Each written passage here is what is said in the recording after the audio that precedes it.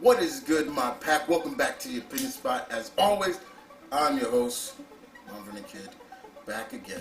We're back with the next 10 on the list. Hope you guys enjoyed that first list. Let's get right into it. We're not even gonna bullshit any of you. We're just getting right into this list. This list is 11 to 20 or 20 to 11. We're going backwards. So starting with number 20 on the list, we're gonna go with another favorite fictional redhead, and that goes to none other than Raven Darkholme, aka Mystique. Though I have not really liked most of the interpretation of Mystique in the movies, Rebecca Stamos did a decent job. I liked it, but when Jennifer Lawrence took over, I hated it.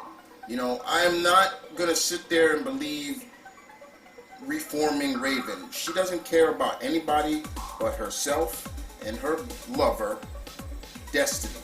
That's it. She don't care about her kids. She don't care about nobody. She will always be a villain. Keep her that way. That's what she's good at. Keep her that way. That is why personally, to me, there's some things about the X-Men right now that I don't like, and that's one of the problems. Having all of their known villains being like a part of their cause and stuff. I don't like that. But Mystique is definitely a badass. She is someone you never think. She's an espionage expert.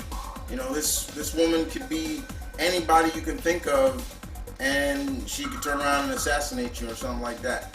What makes her so cool, I think one of the coolest things about her, for me, not just the red hair, but it is her design. I like the design of her. She's got red hair, grayish, bluish, well, mostly bluish, blue skin with the yellow eyes, no pigments, no nothing, pupils. And she knows what she is, and she loves it, straight up. Raven, and the name is cool too.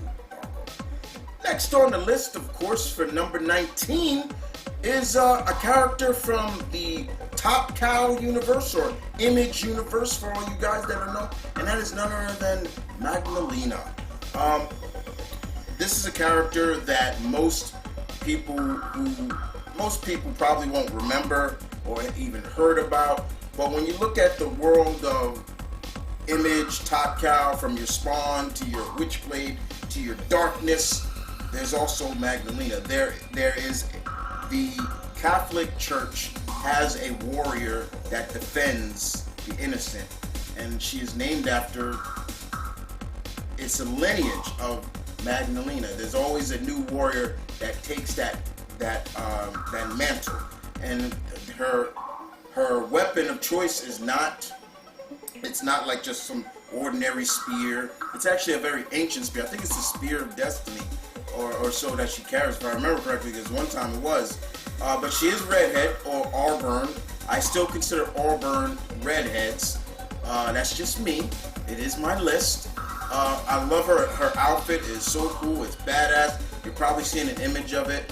But they always choose the woman that takes the mantle is always young. They train her. In a sense, what we saw Hugh Jackman's Van Helsing is kind of the same way. It's basically Magdalena is one of the templates of Hugh Jackman's Van Helsing. That he was trained by all these different warrior monks and things like that. That's kind of Magdalena too. It's cool. And she actually wielded the Witchblade. Next on the list, of course, we're going to number 18. And number 18, of course, is none other than Kang, Batwoman. Guys, yes, Batwoman. That's not that red head. That's her hair. She has red hair. There are times it's long, there's times it's short, but she is a redhead. And of course, yes, for all those who don't know, she is the cousin of Bruce Wayne. Bruce Wayne's mother's maiden name was Kane. And I had to remember that too. I was like, wait, is that true? Now I had to go research it and again go through my comics. I'm like, oh yeah, it is. Okay. But I've always enjoyed Batwoman. You know, it's always been a very interesting take of her. She's probably one of the most popular openly lesbian characters. And sure, the show is iffy at best, but when it comes to the comics, you know, there are writers that have written her beautifully, and there have been some writers that have come along and wrote her very aggressive, but still with the essence of what the character stands for. I like Katie because of what she stands for, you know, and her being a part of the Bat family in a sense. She believes in the cause, but you also see that she only has like 1 foot truly in the family, but also she can step right out of that real quick and let her cousin know that, look, Bruce, I love you, but I'll do it my way, if you don't like it. I like that. I always like that about Kate. She's really cool. Number 17 on the list is probably the last fictional redhead that comes from TV. Because I didn't have a lot of television or movie redheads, but of course I had to go with Willow Rosenberg from the Buffy the Vampire Slayer series. I loved Willow, and I also loved the actress who played her. The evolution of that character is just phenomenal. I think one thing that the world of Angel and Buffy, or the Inverse as it's called, done is the evolution of a lot of those characters. Willow was one of them. When she started out just this and being like the geeky tech whiz and everything like that, then she turned into this powerful witch, and boy did she turn. I will never forget that episode when she went basically Punisher. Y'all remember that? That was probably just letting you know, do not with Willow. And now, and even so, even in the comics now, they have even transcended her even more, showing that she became she's one of the most powerful witches in the Buffy universe world. And they're about to do something now with her daughter. So it's like, yo, but Willow definitely makes my list. And like I said, I love the actress too who played her. She was just perfect, very perfect. I'm forgetting her name, Allison. I know her last name begins with an H. I don't want to butcher it, but yeah. So number 16 on the list goes to Angela, Thor's sister, Angela. But before that, before she moved over to Marvel, she was with Image, and that's where I first remember her. Angela was the angel, and she was an angel, and she was a badass. She killed Hellspawns before, and then of course there was this rights between her and, because Neil Gaiman, I believe, created her, and then he won the rights to her and he pushed her over to Marvel, and then they still said she was somewhat an angel. They made this whole new realm. There was, instead of 9 realms, there were 10 realms. The 10th realm was the kingdom of heaven, and sooner or later, they basically, Marvel went and wrote that she is the daughter of Odin, sister to Thor, sister to Loki, but she still, was still a badass. She still held her own. Like, there were times she was part of the Guardians of the Galaxy. I loved her relationship with her and Gamora. It was great. And of course, she ran solo and even took over Hell, from a while from Hela. She did her thing, You don't see her as much anymore. I wish Marvel would bring her out. Do I want to see her in live action? I've said it before, guys. I want to see every Marvel character in MCU at some point. I don't care if it's just a quick cameo. I want to see them. I still feel that, as cool as she is, I still feel that the making her the daughter of Odin was a cop out. I feel like that was just, they needed something to kind of get buzz and kind of give her some cred, because they can't just take, what was done in Image.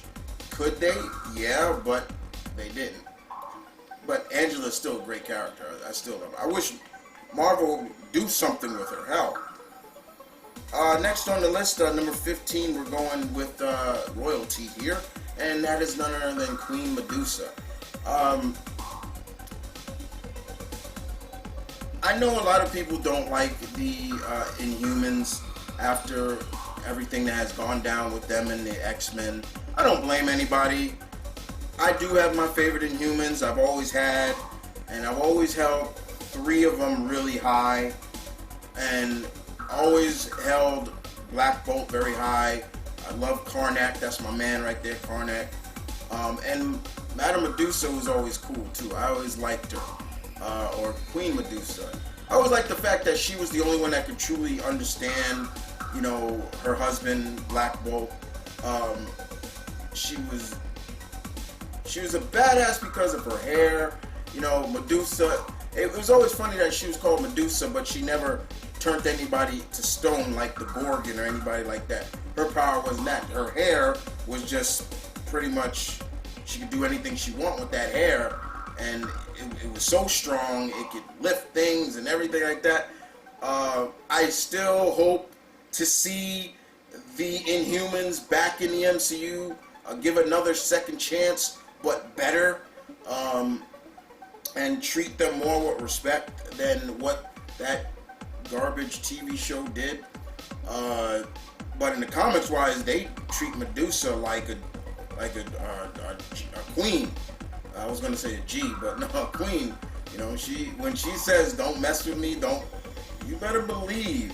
And she's had her side pieces. Yes, her and Black Bolt kind of separated for a while. She was dating Johnny Storm for a while, and it was just like she's been a part of the FF or the Future Foundation, and the relationship between them and the Fantastic Four has always been strong.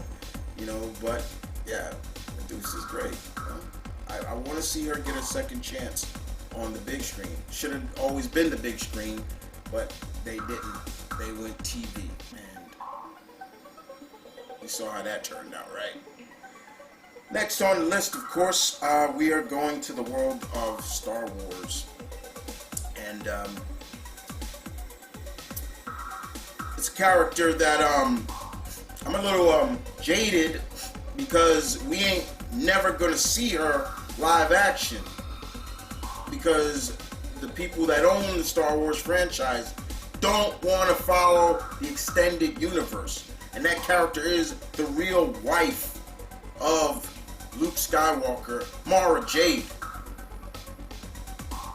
Come on, man.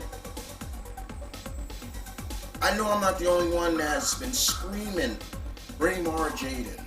Bring Mara Jade in. Some shape or form, bring her in.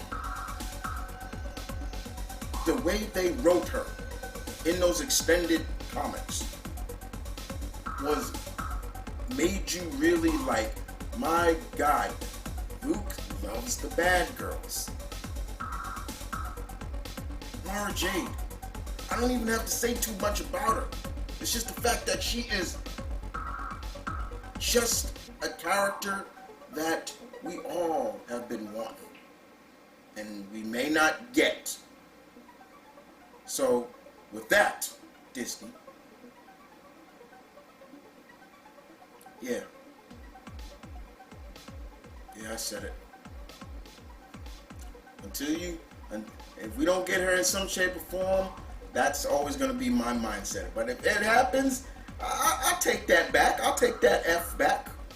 Yeah. Anyway, let's move on. We're gonna move on to number 13 on the list, and this is another one that's really tricky, but I always considered her a redhead. April ONeil.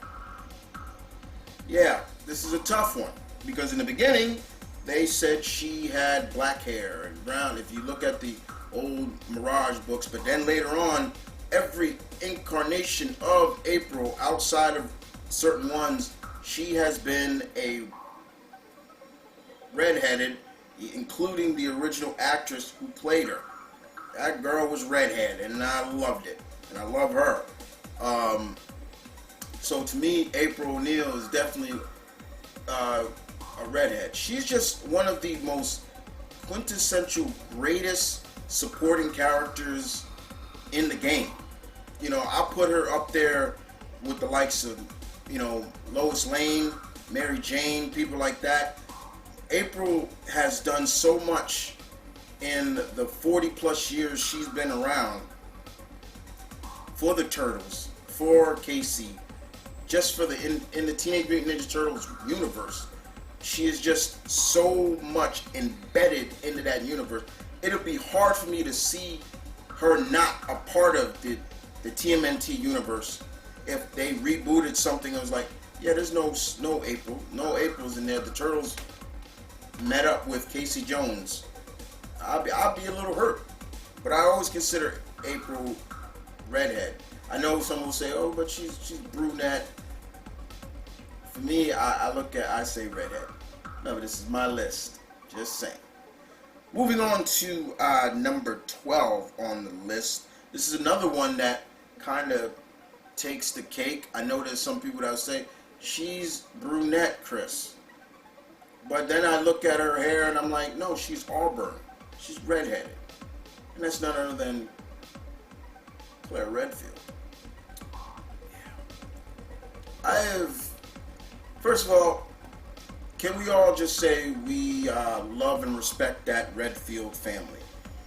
Yeah, I can say that. Thank you, Capcom, for not doing that stupid thing that I was scared you guys were going to do in 8.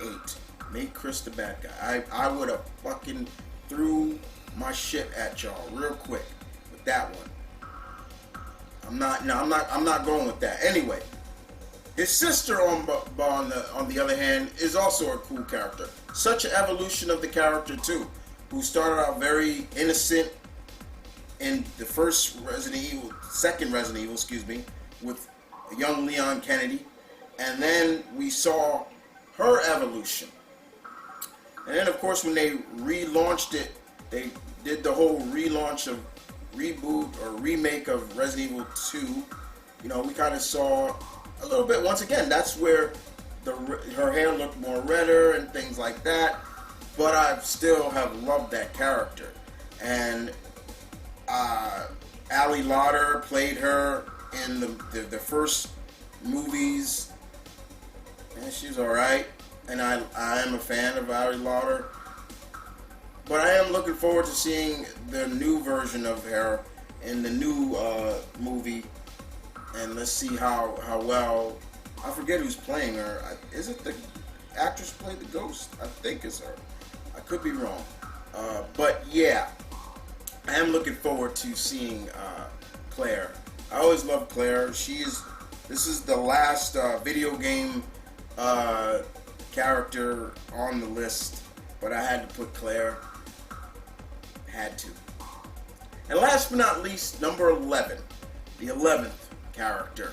And what character is that? Well, she's a powerful sorceress that seems to know no bounds. When enemies fly her way, she's there to claim it. She will scream, "Victory is mine!" And she's got a big issue with people making fun of her smaller chest. Boys and girls, ladies and gentlemen, I'm talking about none other than Miss Lena Inverse from the Slayers series.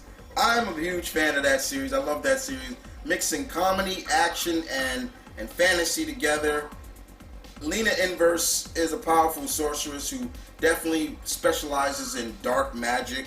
You know, all her incantations are summoning dark magic, and they're very powerful. They scream very Dragon Ball s power levels and things like that. Um, she's young, but she's so knowledgeable of magic.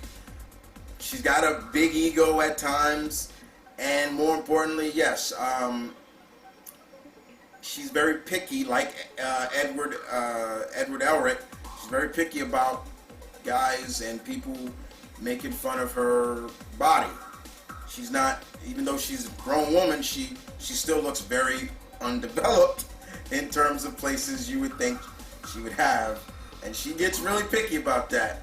And Gowry, her good friend, does that all the time. Calls her a little girl, and you know, you're not even developed. He'll point right at her breast. It's so funny, but she's a class act when it comes to sorcery. If you never watched the Slayer series, do yourself a favor. Try to find it. It's funny as hell, but it's cool. It's fun. The cast is great. She's great.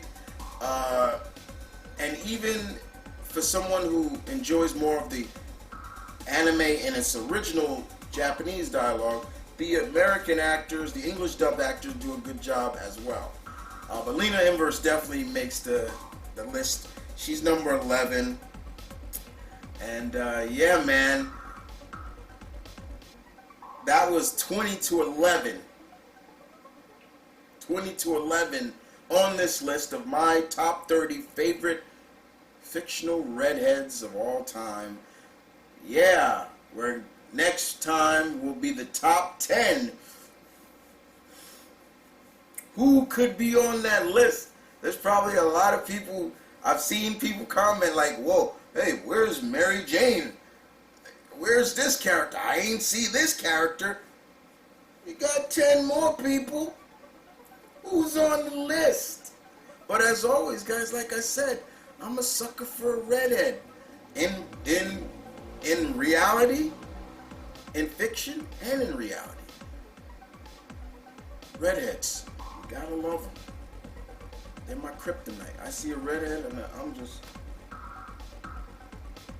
what's up? You know? And if they got tattoos, oh, that's even better.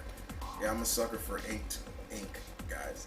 So, but I love redheads, and fictional redheads need more shine, because let's be honest, they're not getting enough shine when they transcend in the movies, and that's a fact. But 10 more to go, guys. 10 more to go. Who could it be? Who could be on the list? What characters am I missing? Who are we missing? I got the list right here. I know who's on the list, but you don't. The question is, who will be number one? That's the question. The question is, will it be Jean Grey? Because you know your boy, your alpha love Jean Grey. Or will it be MJ? Where's Mira? Where's Babs? Where is Poison Ivy? Where is Corianne? Where's Firestar? Come back to find out where they stand. Are they the top 10? Or are these just some new redheads? Yo, take care. This is the Opinion Spot. As always, I was your host, Mount Vernon Kid. I'm the Geek High Lord of New York, your alpha, who loves you very much. I will see you guys next time. As always, deuces.